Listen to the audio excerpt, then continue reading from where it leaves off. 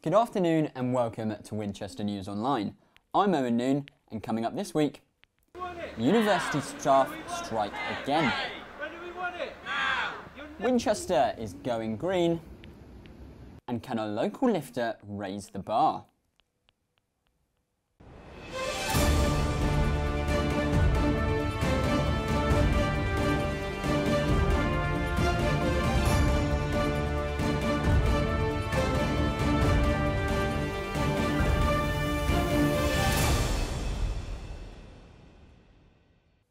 For the second time in as many days, staff from the University of Winchester are protesting on uni grounds over an increase in pay.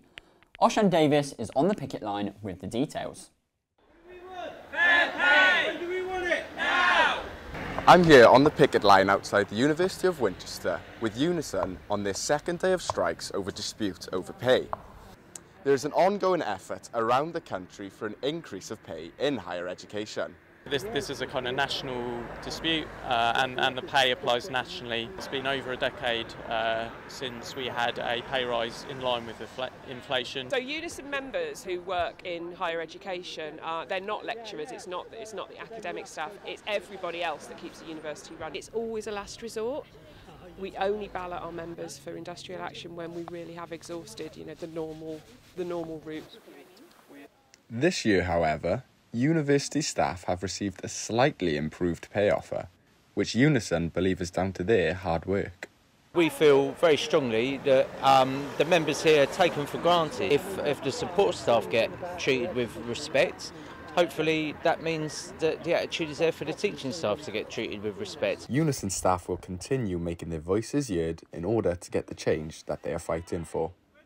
Oshan Davis, Winchester News Online.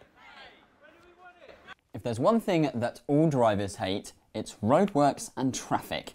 And with motorway roadworks being extended up and down the country, I went to find out the latest roadblock in Winchester's motorway plans. Highway England's ongoing planning proposals for the M3 junction line at WINOL have once again been met with more environmental concerns from the council. Due to the importance and connectivity of the junction, it sees heavy traffic flow day in, day out, specifically where the M3 meets the A34. The planned changes for the junction and roundabout is to widen the road by adding in extra lanes, bridges and slip lanes. This allows for more free-flowing traffic. Highway England's plans have been repeatedly amended since I first spoke to them at this time last year, but the council are still in disagreement against both the environmental and economical impacts that surround this junction. The main concerns that the council have raised are the fact that the junction is actually going to increase traffic by 20%, meaning more cars and lorries will be driving on it daily. This also means that the emissions of the junction are forecasted to increase. During its estimated 3-year construction time, the air quality surrounding the junction will also increase, with traffic due to be diverted through the city to account for the motorway closures. The National Highways Organisation is there to build roads. That is their whole sole purpose. Transport contributes more than 50% of the greenhouse gas emissions in the Winchester district. We need to put in ways to enable people to move around in other ways. So improved cycle lanes, better walking facilities, improved bus transport. £200 million could be, it's an awful lot of money. And it could be spent in improving our transport infrastructure in different ways rather than on this particular junction. When I tried contacting Highway England again, they responded saying that they couldn't comment at this moment in time, but outlined the same things that they told me this time last year. The road is to improve safety, connect communities, and improve journey times, all with environmental factors at their core. However, it seems as though National Highways and the council's plans almost directly contradict each other. And with construction scheduled to begin late next year, it looks like we'll all have to sit tight until an agreement is finally made. Owen Noon, Winchester News Online. As the annual Conservative Party conference heads into its final day, HS2 controversies and a returning Prime Minister dominate the headlines. Our political correspondent, Jamie O'Sullivan, is here with me. So Jamie, what's the latest? Well, Jeremy Hunt received the biggest applause yet of the conference when he announced that he'll be freezing the hiring of civil servants, which will save the government £1 billion in the coming year. He also announced that the minimum wage will be increased to £11 an hour and there'll be more severe sanctions on those on benefits who did not actively look for jobs. However, the Prime Minister didn't receive the same ovation. And why do you think that is? Well, it's probably because, it's not because what he did, more what he hasn't done yet. He still hasn't made a decision whether the HS2 line is going to go ahead or not. He insists that he's taken the right time to make the right decision. He's also been under fire for not being able to provide WhatsApp messages in the COVID-19 inquiry. Right, okay. And what's the latest on Liz Truss? What's she been up to? Well, Liz Truss is calling for taxes to be cut. This is in her Make Britain Grow Again campaign, which poses a real threat to the Prime Minister's majority in the Commons. This is because there's 60 Conservative members in this so-called growth group. And I'll have more on this next week and how it impacts Winchester. Okay, great. We'll look forward to hearing that next week. Thank you, Jamie. And for the last week, the people of Winchester have gone green for the city's annual Green Week, which has come back for its 6th year. Organised by churches, climate groups and businesses, Green Week is a community effort to be more environmentally friendly. Sinead Cochran got involved with the week's events. Winchester Green Week is all about showcasing the hard work that businesses, churches and schools already do to help make the planet a little bit greener. Green Week is a time for the community to come together and learn fun, easy ways that they can help the planet. And this year's theme is fashion and crafts. The fashion industry is responsible for up to 10% of global emissions. And to make one pair of jeans is equal to 10,000 litres of water. Throughout the week, there was workshops and events about easy ways to avoid fast fashion. A way of involving people in the issues that matter in a much more friendly, fun way. One local business was helping raise money for the Hampshire and Isle of Wight Wildlife Trust by creating a mural that also promotes the protecting of the rivers. And we wanted an opportunity to get kids really involved. I think kids are so far ahead of us. And for Bella Crafts it just makes a lot of sense because I think that crafts and sustainability kind of go hand in hand. To honour this community coming together, there was a service at the centre point of Winchester to celebrate the work that went into this week. We all have this passion to see the world changed and made more green. We want the world to be the way God intended it to be. Being a faith community or the Christian community and caring about things like the Big Green Week is crucial and an integral part of our Christian faith. Sinead Cochran, Winchester News Online. Hundreds of keen cyclists were undeterred as they ventured out onto the streets of Winchester to further promote cycling. Harry Jewell headed to the Abbey Gardens to find out more about Cycle Winchester. It may not be the Tour de France, but that didn't deter these keen cyclists from venturing out onto the streets of Winchester to promote cycling.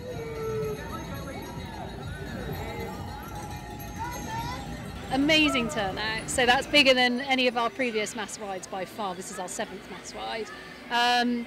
And yeah, I think there's a few different reasons for that. The fabulous weather has definitely helped. We've had loads of enthusiastic people from in and around Winchester, so we have a series of what we call feeder rides. So those are like local neighbourhood rides with marshals, bringing groups of people into the city centre, and I think there's been some real local enthusiasts who've really spread the word about that. And then yeah, this kind of mini cycling festival we've ended up with in Abbey Gardens is really great vibe. The mass ride was more than just a little ride through a city. It also had political consequences. If you could perhaps compare Winchester to places like Cambridge, yes, it is more hilly than that, and that is a barrier for some people. But like I said, e-bikes are quite affordable nowadays and certainly cheaper than a car. And they would make, it would be so easy to go up hills like Romsey Road, for instance. Several of the people I spoke to at the mass ride event seemed optimistic about the future of cycling in Winchester. Together, and it helps to show that actually cycling, just even though you have the government or whatever trying to make like a war on, saying that there's like a war on motorists, this is really important because it shows that actually that when we're out on transport systems, it doesn't have to be adversarial. It doesn't have to be like cyclist against motorists. I think the mass ride has had an amazing effect because what it shows is that cycling isn't just about, you know, people who wear lycra on racing bikes and go long rides in the countryside, which is sometimes the cliche. It's about everybody. It's about, you know, families, it's about children, it's about old people, young people. What you see when you come on the mass ride is people of all ages, from all parts of the city, from near the city, enjoying cycling and showing what the future could look like, maybe. An estimated 420 people have taken part in this year's Winchester Mass Ride in Winchester, with the hopes of increasing cycling participation for the future. Harry Jewell, Winchester News Online. The Handlebar Cafe is still struggling to stay afloat after restricted access to their car park due to the roadworks on Garnier Road. This has led to a fall in sales and lack of customers. Tom Wilson has more on this story. Behind the beauty of the River Itchen is the 9-month project to replace the 100-year-old Tunbridge by St Catherine's Hill. The car park neighbouring the bridge is commonly used by walkers, cyclists and customers of the Handlebar Cafe. However, the business has been hit in their peak season, with parking suspension and further work along Garnier Road, continuing to confuse staff, customers and even delivery drivers. So one thing it's done is there's a lack of confidence whether people can come here or not, and that's one of the big things that we've been trying to counteract with that and the weather over the summer. It's allowed for a dip in sales. In the first 3 months we lost £10,000. The summer we had to work really hard to keep the confidence levels up. In the meantime, the cafe has revamped its menu in order to chase sales, including a larger range of vegan options as well as free treats on offer for children. But now, with the completion date being pushed back as far as February 2024 and autumn weather approaching, the cafe is worried for their future. We're going to start a petition to seek some compensation as our jobs and livelihoods are on the line, and the closure has stopped people from getting to work. The closure of the bridge has been scheduled at such a bad time, and we look out the cafe window and see nothing happening. The opportunities of things to go wrong is very high. The car park is set to be closed next week as the crane returns. However, the cafe will remain firmly open, so you can pop down for a slice of cake and a cup of tea. Tom Wilson, Winchester News Online. For the first time in 2 years, food prices have come down. Fierce competition between supermarkets has led to the first monthly drop in prices for more than 2 years. But they still remain stubbornly high. Jodie Kelly has been speaking to students here to see how they are dealing with the inflated prices. As we endure yet another financial crisis, the undeniable inflation on our food becomes once again apparent, with 90% of food banks now reporting an inability to respond to increasing demands and an estimated 17% of families now living in food poverty. So how are the prices affecting students living in Winchester? I have a child and the price for these milk and stuff and then jar food is quite expensive, especially then because you feel like you have to get a job to support your own children. You can't always rely on your mum. So due to the cost of living crisis and the fact that I'm having to spend more money on every item of food, sometimes now I have to skip meals. You know, it might not be every day, but you know, you might go without breakfast, sometimes lunch, or even, you know, just have one big meal in the day and it just spreads the cost more evenly through the week. Elliot William, the creator behind popular TikTok account Cost of Living Crisis Tips, told me about the increasing attraction he has seen since the recent inflation of food prices. There are a lot of people who are really struggling. When I make my videos with tips to save money or make cheap meals, people comment providing their own ideas. Everyone is sharing their own little ways in getting by. Knowledge is power, and the more you know, the more savvy you can be with your money.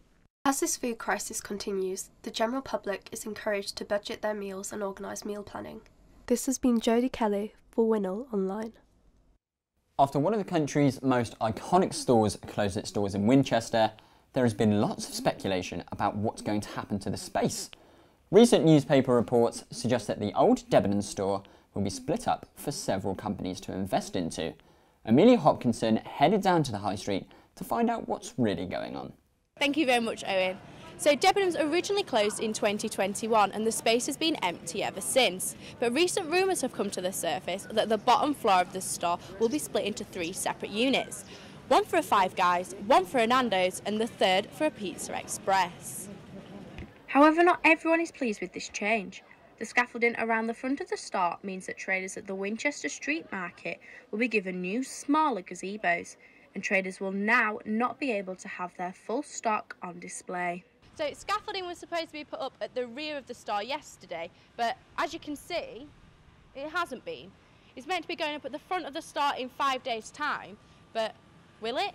Thing is, so many things are getting delayed at the minute. Is this just one more thing to add to that very long list? Back to you in the studio. Thank you for that, Amelia.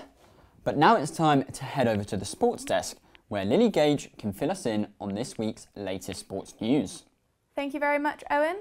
Now, for those who say they're too old to do sports, one personal trainer from Winchester is proof that age is just a number. She's 69 and she's off to the World Powerlifting Championships. I've been to see how she's been preparing. Meet Marina, a powerlifter from Winchester who's going for gold. I really hope to achieve winning the gold medals for the World Powerlifting Championships in Mongolia, and so I hope to come away with 4 gold medals and retain my world title, which I last achieved in 2018. Marina is making a dramatic return to the competitive stage after taking a 5-year break. Yes, sadly I lost my mother, and that year, the following year I didn't compete because I kind of lost my motivation and my focus, and then I started to train with a strong brand because I was going to put a vehicle for cancer research for Mummy. And then, I decided this year that I would compete in the British Championships to try and get back on the platform. And so I won the British Championships in Belfast, and then they kindly invited me out to the Worlds to hope to retain my title again. Despite being a British, European and World Champion, Marina is entirely self-funded. I mean, I've always self-funded myself, but this year, because of Mongolia, it's quite a long way away and quite expensive. The flight alone is like £1,000. So I set myself up a GoFundMe page, and the gym here, Winchester Sports and Leisure Centre, have been really good in more or less putting me all over the place. I'm in the cafe, I'm in the bathrooms, I'm all over the gym, and people have been so generous, and I raised a lot of money just by this pure exposure. Here is a link to Marina's GoFundMe page. We wish her the best of luck. Both Winchester City and Basingstoke Town have been in good form of late, and Reece Huggett was there to watch when these two met in a fiery derby. Nolan, 7 Trevor Cable. Winchester were unbeaten in their last 3 games going into the derby, whilst Basingstoke sat top of the form table. This was set up to be a tasty match. Winchester opened the scoring with a long ball over the top from the goalkeeper to Tommy Wright, who put in a low-driven cross to be put away by Simba Malambo.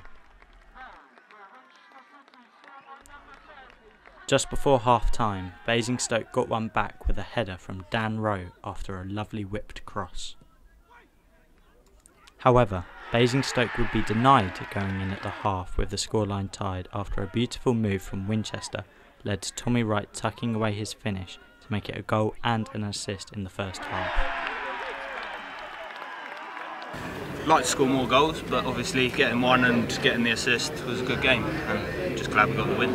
Not much happened in the second half, but Basingstoke were refused an equaliser after a brilliant save from Winchester goalie Luke Kearney. I'm really pleased we won the game.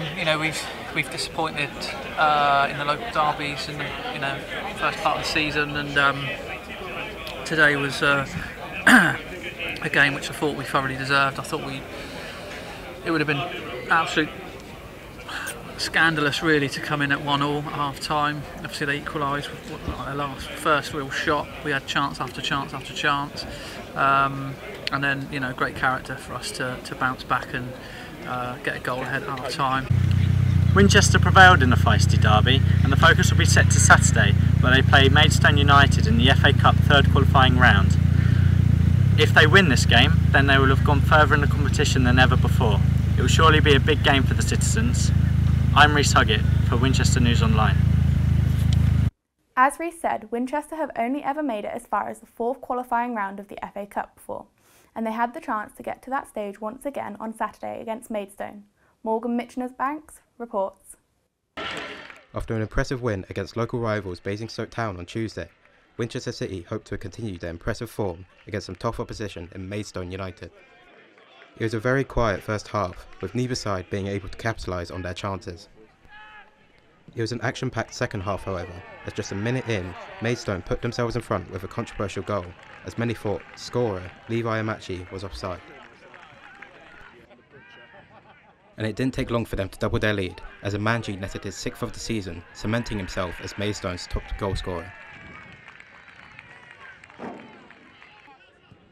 And to add insult to injury, Winchester's Patrick Nolan later gave away a penalty as a missed kick went into Wanju Smith. Fortunately for Winchester though, Maidstone's Wanju Smith missed with a failed Panenka, despite him having thought he scored. Despite Winchester putting up a valiant effort, it ended up finishing 2-0 to Maidstone United. With the run of form that we've been on, you know, we back ourselves against anyone, and I thought we acquitted ourselves really well. Put in a very decent shift. You know, in order to win today, we needed to be perfect, and for a couple of moments in the game, we weren't. So that's what's cost us. Morgan Mitchener-Banks, Winchester News Online. So Winchester don't make it to the 4th qualifying round, but 3 local sides were in the hat for Monday's draw. National League Eastleigh will host Dover Athletic, while their league rivals Aldershot travel to Hemel Hempstead. Meanwhile, ASC Totton will host Kent-based side Ramsgate. Ties will be played the weekend of the 14th of October. That's your sport. Back to you, Owen. Thank you for that, Lily. But that's all the news we've got time for today. Thank you for watching, and we'll see you next week. Goodbye.